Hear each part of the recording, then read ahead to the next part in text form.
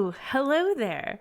Welcome to another episode of I Love This, You Should Too. I'm Samantha, and he's Indy, and we're here to talk about things that we like.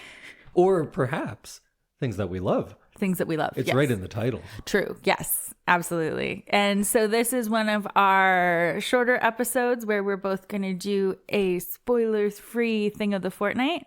And then I will reveal what our big watch for next week is.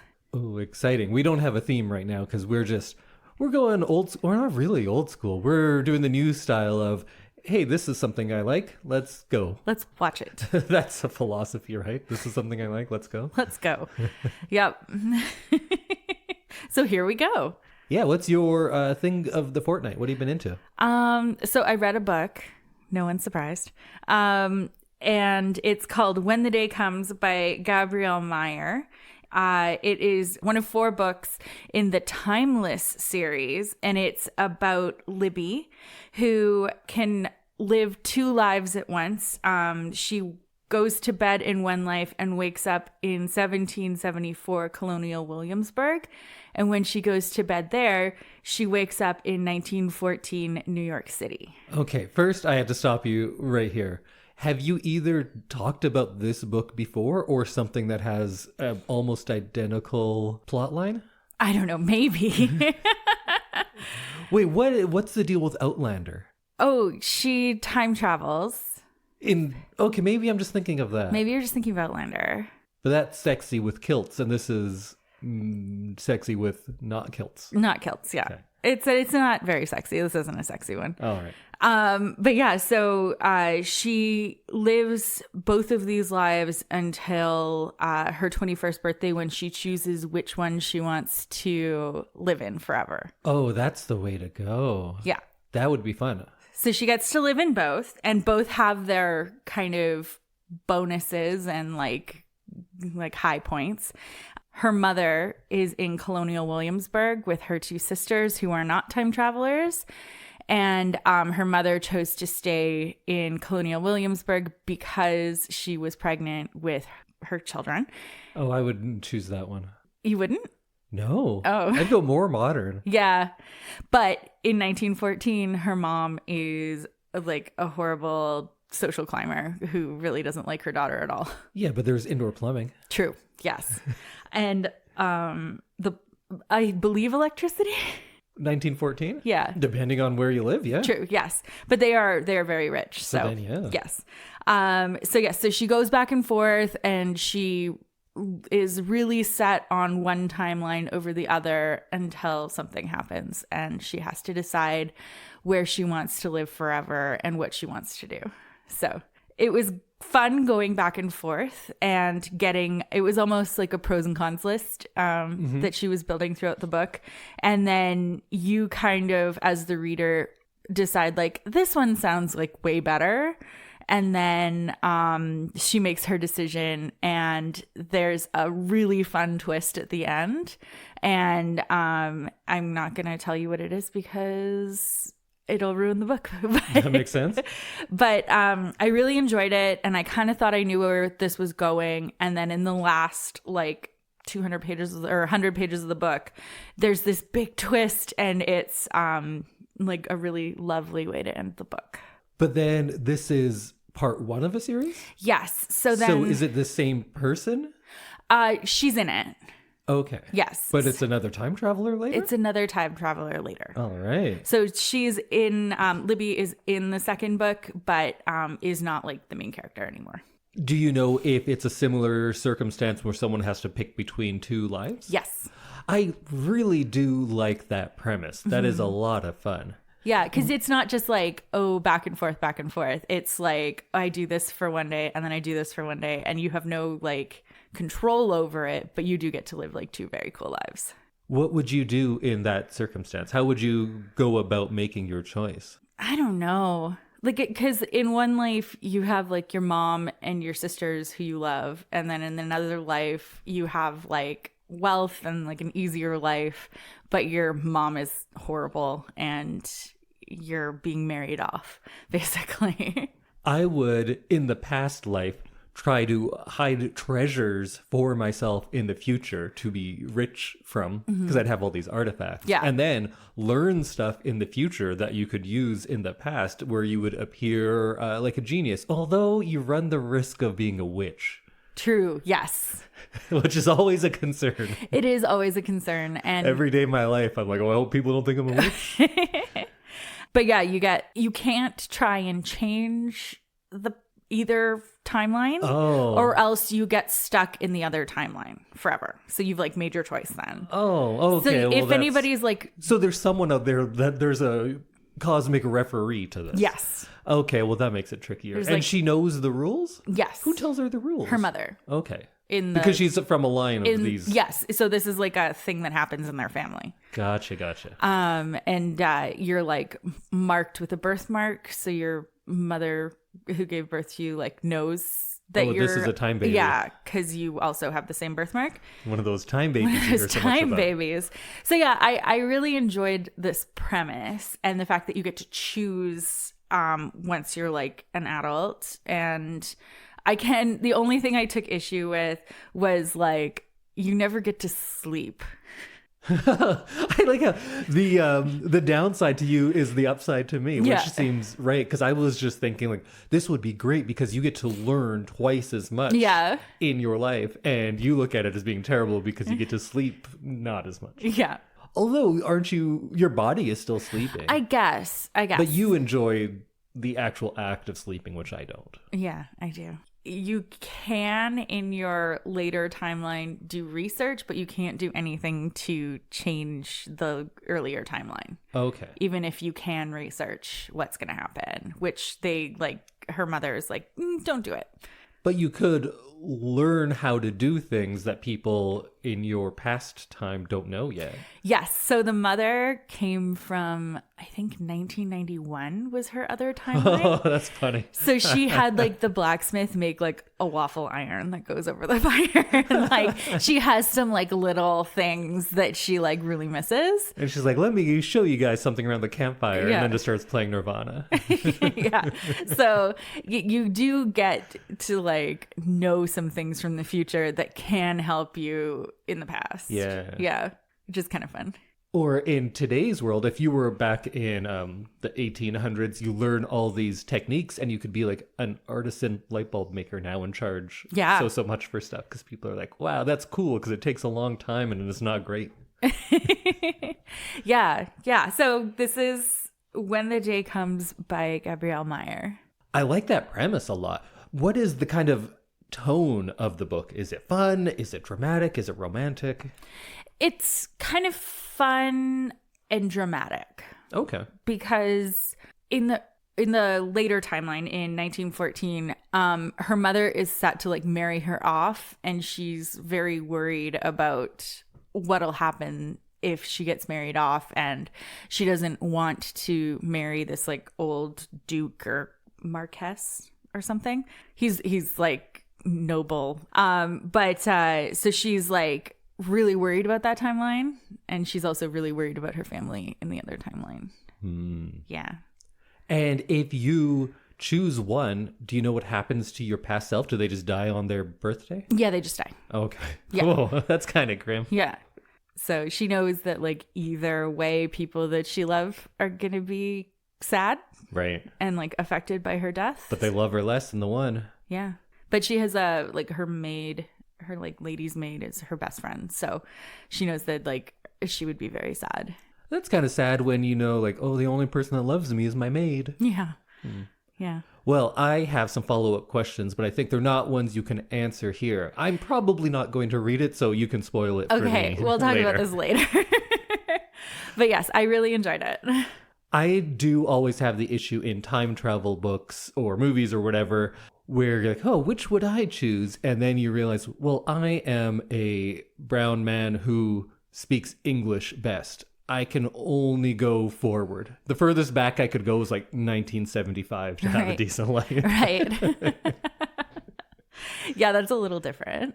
And I guess in this one too, because as a woman, it's not great in either. No. I guess it's better in 1914 overall. Well, you have money. Yeah. In 1914, she's like working on like the suffragette cause, and there's like a big, in like polite society or in like upper society, people are like, why would you want to vote? And like they're all very like against it. So she's like fighting against that kind of thing in that timeline. And then in the earlier timeline, she's also fighting against like being burned as a witch. And men just like thinking they can just rule all the women's lives. Yeah, good thing everything has changed now. Yeah. Oh, so much better now. Better, I will say better than 1914. Oh, for sure. 100%. Better than 1999? I don't know. I feel like Western society peaked in 99. When we were all scared of the millennium? I think I've said this in the past. I didn't remember it being like that, but I felt like that was the last kind of big scare that wasn't overtly political. Right. We weren't like, oh, those Democrats caused Y2K. But maybe it was. Maybe I was just too young to listen to all of that stuff. Yeah, maybe. There weren't as many Y2K conspiracists, I think. But you know what? Someone who's older, tell me. I bet it was just as shitty then. Mm-hmm. Indy, what's your thing of the fortnight? My thing is the television series Mad About You. Ooh. Do you know Mad About You? Kind of, just in that it was in reruns and I saw, bits and pieces of it. Sure. This was a show that I probably was too young for. Not that it is a very adult show, but it is a show about a married couple, and for whatever reason, as a 10, 11-year-old, I was really into it. And then we got one of those free streaming things. I was flipping through channels and it had Mad About You. And I was like, I remember liking the show a lot, but I kind of, popped in and out as a probably 10 through 15-year-old when it was first on the air, and hadn't really gone back because how and why would I? And so I rewatched the entire series, and you know what? Very good. I really like Mad About You. So it debuted in 1992, and it ran for 7 seasons right up until the end of 99. So it is very much a 90s TV show. But then in 2019, 20 years later, they did an 8th season. Oh. And it was a very strange thing. Not the season being very strange, but that's a thing that keeps happening now because we're just very adamant that we have no new ideas. So right. We'll just bring back whatever. And I was joking with someone I can't remember what had a new season, and it seemed so dumb that it's oh, why don't they do a new season of Mad About You? And then they said they did. Oh. And that made me also want to go back and rewatch it all. Did you watch the new season? I did. And? We'll get there. Okay. So Mad About You was a pretty big sitcom in the 90s because it had 7 seasons then. It won something like 12 Emmys, a Peabody Award. It had Paul Reiser, who was a pretty well-established comedian and had been in movies and other things, and was kind of the introduction of Helen Hunt. Right, yeah. She had done other things, but this was the big break. There are so many TV shows, maybe even more now than there were then, where it is a male comedian who is paired with a female actor, and he gets to be funny and wacky, and then she is somewhere between the reasonable, reactionary voice of the audience or just a straight up stick in the mud. Yeah. And that wasn't the case in this one. So they are a recently married couple. He is a Jew from New York. She's a WASP from New England, although they never really actually say anything about their religions, but it's pretty clear. It was very big in that time to classify yourself like that. Yeah. Yeah. It's now it's thing. not as much a thing, I think. I remember showing you episodes and you were like, why is that character like that? And I was like, oh, you haven't watched 90s sitcoms where there's the wacky Jewish uncle who's big and over the top and doing this. And that was just a character that I grew up with. Oh. He's a filmmaker and she's in public relations, and it is about their relationship more than anything.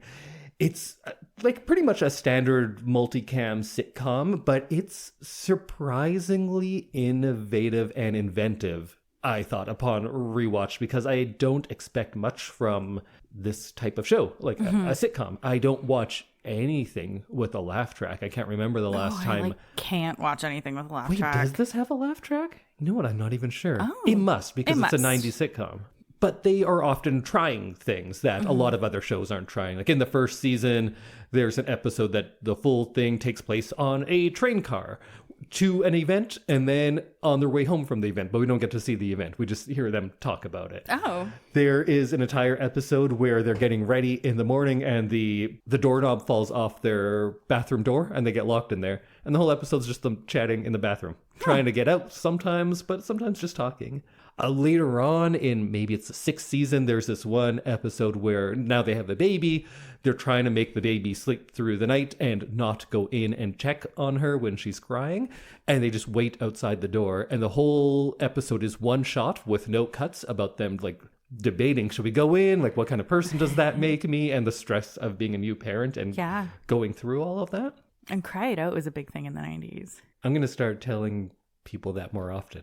If they're complaining about something, I'll just be like, why don't you just cry it out?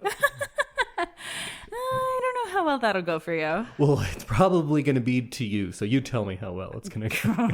I can already tell you it's probably not going to go that great. Well, why don't you cry it out? Oh my God. And then they do like a lot of good character work that you often don't get on sitcoms. Like they spent almost a full season when the characters are moving further away from each other and they debate having affairs to different extents. And it does talk about like the difficulties of being in a relationship. They spend a whole season on their struggle to conceive a child and fertility issues. They fight like a good bit. Sometimes they realize how silly they were and they make up at the end of the episode and no big deal. And sometimes it's very serious and feels very grounded in reality. And sometimes it's just funny and they banter and they fight for, you know, the humor of it, which is more common in sitcoms. And the banter, I think, is probably one of the strong suits of the writing and really in this pair. Both Reiser and Hunt, I think, are very good together. And I think it's great because he is a pretty good actor for a stand-up comedian, and she is very good at comedy and gets to do like even some physical comedy and things like that. So they both were kind of elevating the other's performances. And for so much of the show, it is just the two of them. So you can't really hide a weak performance. Okay. And it seems really honest and grounded. It's big, of course, at times. Like, it's a network sitcom, so it's going to be big and silly. A lot of the times, people are going to fall over things, I'm sure.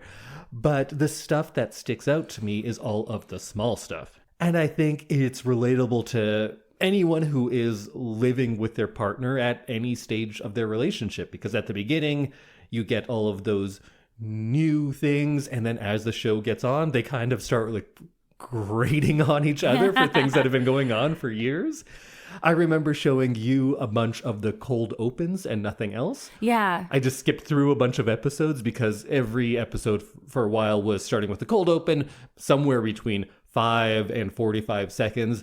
Sometimes these things would have no words, but it would just be like a little segment that would be a little comment on what it's like to be married, or at least to be living with your partner. Mm-hmm. And those I thought were always very funny and really set up the tone of the show. It is a very 90s show, but not in the sense of there's constant references, but in that their drives and their concerns were very modern. Well, modern of the time. Paul's sister is gay, and the parents were not okay with this, and that's a big part of it. When they do have a baby, they don't do a big debate about, well, you should go back to work because you're the man, and that's what men do. Like, he stays home with the baby because that's what his job allows for. And it's not like oh, I'm a modern man, I'm staying home. It's just, yeah, he does. And then at different times she does, and that's it. There's no debate in that sort of way. And they go to therapy and they work on themselves.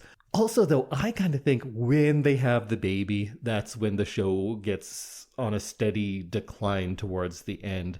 It starts getting more into your standard sitcom-y tropes, and it spends a lot more time with these side characters. And outside of the two of them, the side characters, there's a lot of good ones, but they are much bigger characters than either of the two of them. So when you start focusing on them, it makes the show more tropey, more sitcom-y, and just like bigger and more obvious. And there's a good supporting cast. There's John Pankow, I think is his name. Lisa Kudrow before Friends. Jeff Garlin before Curb Your Enthusiasm. Richard Kind is in it. Hank Azaria, Carol Burnett.